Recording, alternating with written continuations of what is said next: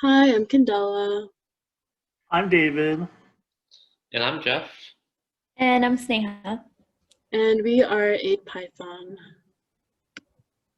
So a quick introduction. AIDE Python is responsible for the development of a design tool that generates a documentation report of an Agua Clara water treatment plant.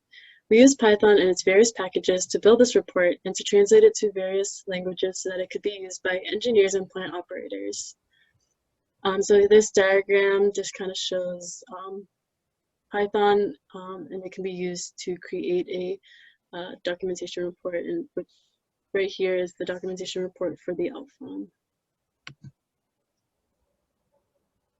So some background is that Candela and I worked on this over the summer, and we created documentation for the 12 to 60 liter per second plants. We did this by using Python, Sphinx, and a bunch of RST files that had like the documentation within it. And then we also used Django to create a website, and it kind of looks like the picture you see below. So over the summer, we also translated the documentation from Spanish to English because originally it was in Spanish. So we did this process using the same Python package Sphinx, which has an internationalization feature that allows the translation and building of documentation in different languages. So this flowchart below kind of just shows the process of using the Sphinx internationalization feature. So if you want to read more about it, you can refer to Sphinx internationalization in the appendix of these slides. So basically, Sphinx creates various PO files by extracting text from the available RST files. And once these PO files are built, a translator can then be used to automatically edit them and insert translations into them. The translating software that we used was POEdit, which made the translating process more efficient. And once they have all been edited, Sphinx will then use the translations and the PO files to build the documentation into a PDF or HTML file. And we were able to complete this process over the summer, so now we have the documentation in both Spanish and in English. So some of the semester tasks that we were working on over this semester was, as Candela and David had gave a good summary before, we had to switch the source language from Spanish to English on the website that on the documentation that Candela was working with. In addition to that, David was working on hosting a website on the Heroku server and connecting it directly with the GitHub. And in those two regards, we were able to complete a lot of the work that was done, and we were able to, with the help of, shout out to Fletcher for helping us on the website part. We were able to create a good website, as well as changing the source language from Spanish to English in the documentation. Beyond that, we were also planning to develop a validation tool that was also supposed to take in on-shape models and dimensions and compare them to the calculations from our in-house Python design package. However, we had some difficulties in setting up, as well as difficulties with hardware and software throughout semester. So though we were able to complete a lot of, we were able to make a lot of headway into completing the task of developing the validation tool. There was some, there's still a lot of work to be done, and we're looking forward to working more on that next semester as well. So the first task that we worked on this semester included switching the source language from Spanish to English. As previously mentioned, the original documentation was in Spanish, so we created RST files in Spanish and made English translations in the PO files. The goal for the semester was to create RST files in English by using the PO files that contained the English translations. So to do this, I used the Python docutils package. So first I converted the translations from the PO files into docutils XML files. And once I had the XML files, I made a PowerShell script that ran a command XML to RST on every XML file. the XML to RST converts an XML file into an RST file. So once I ran this script, it created an RST version for every XML file. These new RST files contain the English translations. However, there was a problem with extra white space and incorrect formatting for titles, headings, and tables. There was no good solution to this problem other than opening each individual RST file and manually deleting the extra white space and fixing the formatting.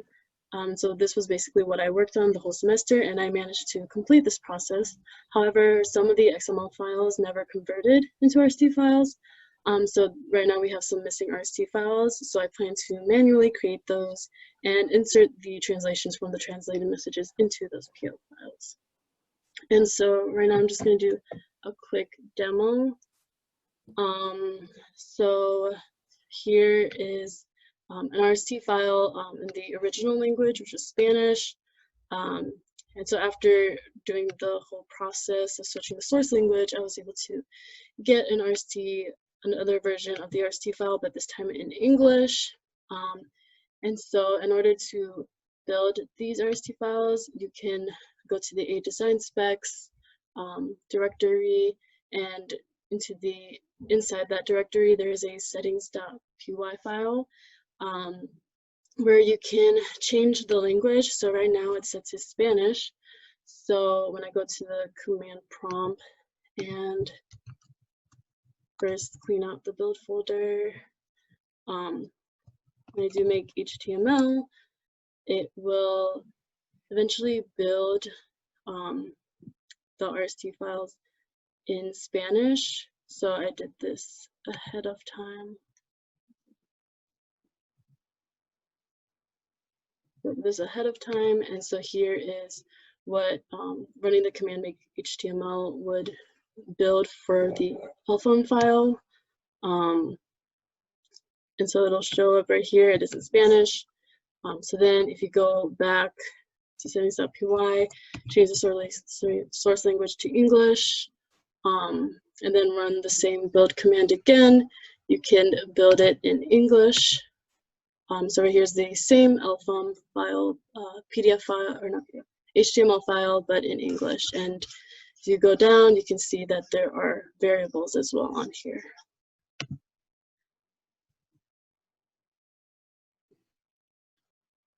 One of the other things that I worked on was basically the website itself.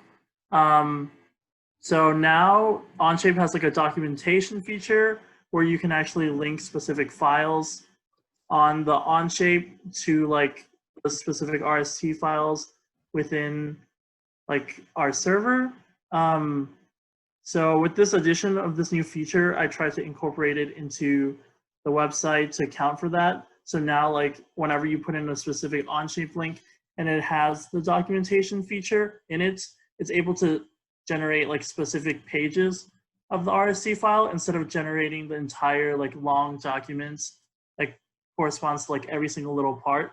So like with this, like specific parts of the like plant can be generated by itself.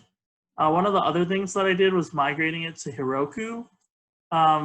We did run into like a lot of problems on the way. Like there were a bunch of different issues where like the local like version of the website was running, but like Heroku was not like working. Thankfully, like Fletcher helped me debug this, and there are a couple of things that we need to do, like install Heroku build packs and like change around the code to like account for this documentation feature, as some things were like hard coded in. So we had to make sure that there was no hard coding when we were using the feature itself, because we actually had to change around the file structure for Heroku. Recently, I was looking at the website and there might be a couple more bugs left, even though Fletcher might have fixed it. So that may be something to work on in the future, as there are still a couple of errors coming up when we do specific actions on the website.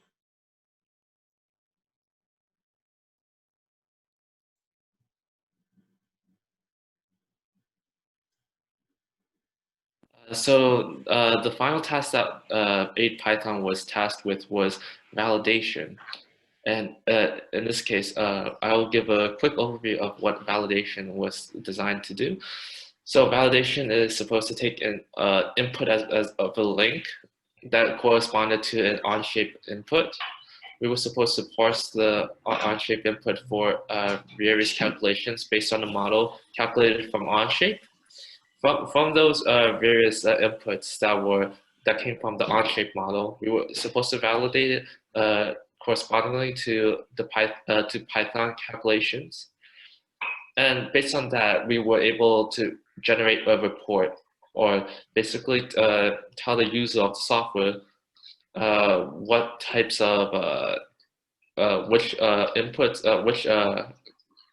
which calculations and which attributes or attributes of the model was significantly different or similar enough that they would basically similar in calculations. And based off of that, we would take the report generated and basically update the spreadsheet with the values from the Onshape model if they were correct enough. And from this, we were able, this was basically the validation project as a whole that we were supposed to design.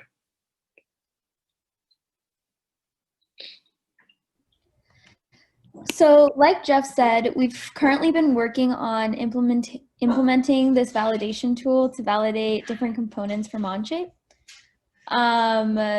Each component, for each component, there are necessary features to validate. Like for example, for the CDC or the linear chemical dose controller, we need to validate maximum coagulant dose. So like Jeff said, we've already made a lot of headway developing the validation tool. We completed the validation for the LFOM. This is kind of a roadmap for our future implementation and the different components that we're going to be working on.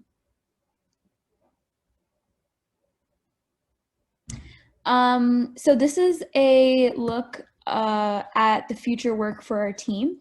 Like David said earlier on in the presentation, our current documentation is for the 12 to 60 liters per second plants that Candela and David worked on over the summer. So we need to create documentation for smaller scale water treatment plants. We would essentially be following the same process that they followed over the summer for the 12 to 60 liters per second plant. By creating a Sphinx project with various RST files. For the translating to Spanish, we already have an English version of this documentation, as Candela showed in her demo. So we would make the source language to be English and then translate it to Spanish using the same translation process as before. We would also have to update the website accordingly so that it can generate documentation for both of the types of plants that I mentioned, what we already have, and the smaller scale 1 to 5 liters per second plants in both English and Spanish. Lastly, we would have to do the validation for this new plant. In order to do this, we would have to determine what expert inputs are required and what their values would be. Thank you.